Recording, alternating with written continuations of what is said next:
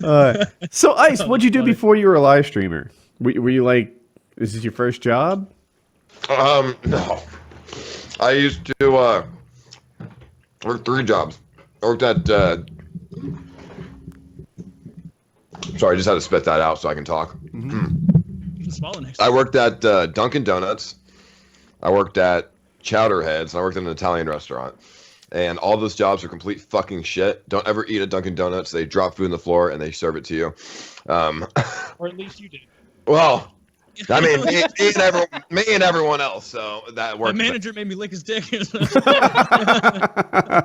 So it was like no. So live streaming is not my first job, but it's definitely it's a stressful job in like a weird way. It's not hard, but it's stressful, which can make it hard sometimes. Now, Yeah, because it seems like you got a lot of surprise in your life with just not knowing, like, oh, is today going to be another day where I'm surrounded by the cops in public? Or is today going to be like where another scene is made at my expense? Like, I can see how that's stressful. The cops and everything like that, the calls, the scenes, that's stressful, but it's like not only necessarily that. It's like when I went to go work at a restaurant as a cook, I knew at the end of the day that when my time to clock out is done and over with, my manager is not going to be calling me 24 hours a day telling me that I did a shitty job.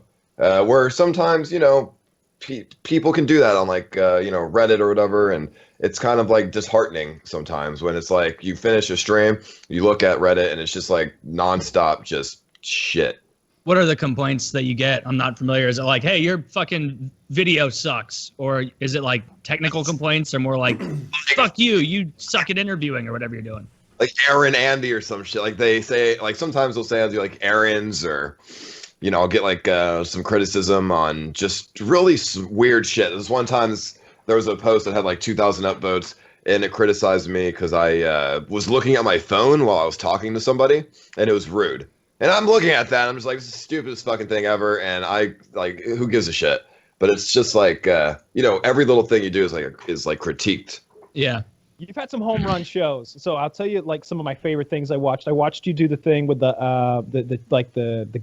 the Carolina Reaper peppers and the pepper spray with those guys out in the street and like sticking their heads in the bucket for the golf balls. That was fucking awesome. I liked that.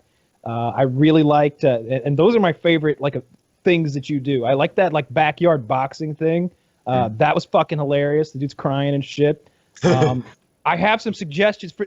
Because I think I might do something kind of like what you're doing maybe sometime next year. I'm interested in this. It looks fun.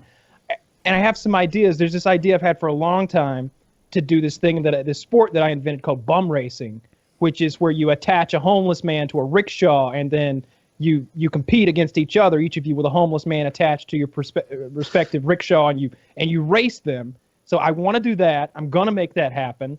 And I also think it would be hilarious to go and stream IRL at like a Mexican donkey show.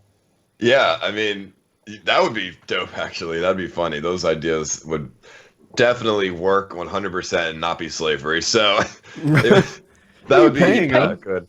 Yeah, you pay them. Well, the winner gets paid. The loser gets shamed.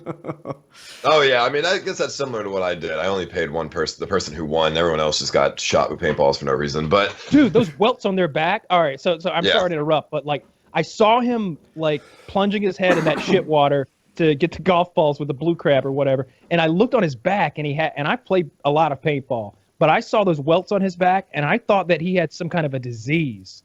I thought that there were parasites in his body, like something from Star Trek. Uh-huh. Those are the worst paintball welts I've ever fucking seen. That was brutal. Yeah, we did not know it was going to be that bad. But whatever. People do you do what you got to do for some money, right? I mean, it's entertaining either way, and they entertained everyone with their with taking that shit. So it's good for everyone involved. Another idea I have, and this one's I'm stealing this from a buddy of mine, Aiden. If you're out there, just do your thing. Keep doing your thing, buddy. You're the man.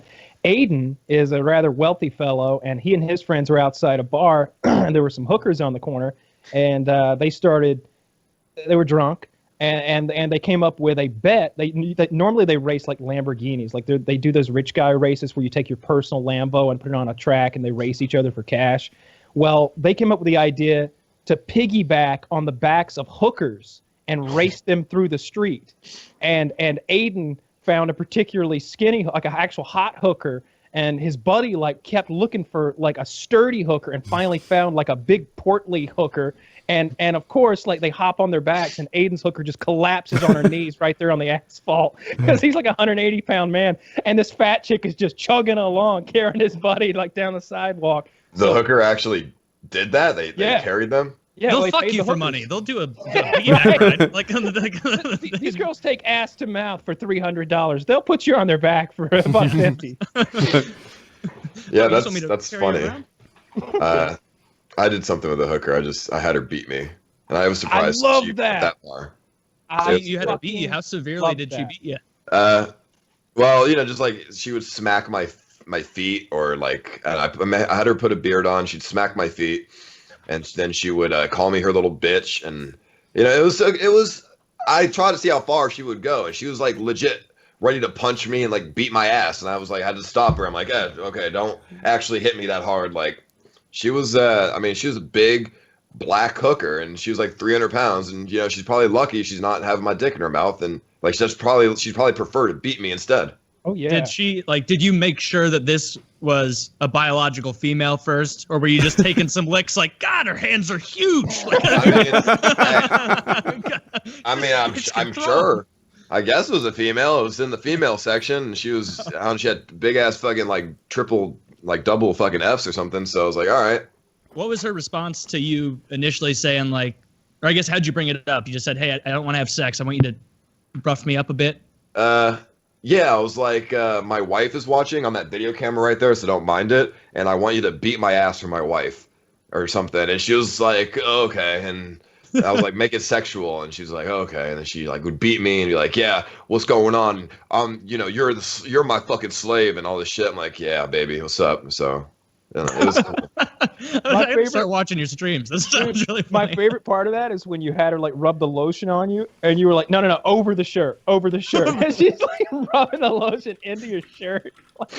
Yeah, I didn't want to get naked in front of her because I was like afraid that she might actually want to fuck if I took my clothes off, and I was like not trying to actually get this girl in my bed and fuck me, and I was like handcuffed and shit, so I would have been like completely like just powerless in that situation.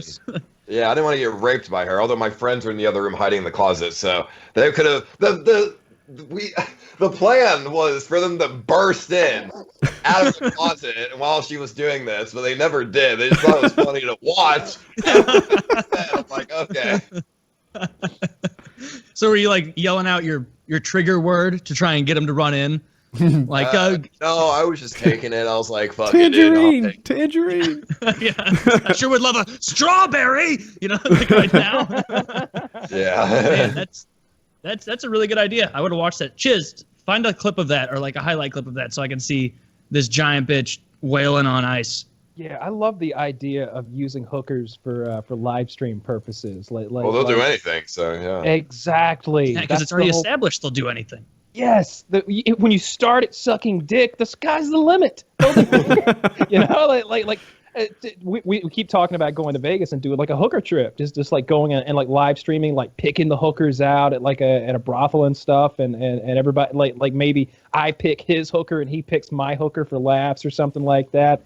And our friend Chiz was like, no, I'm gonna pick a man hooker. And I'm gonna make him play Magic the Gathering with me. You gotta be careful. Hookers they have like pimps and shit. They're in like really bad situations, and their fucking people will come and like try to beat your ass.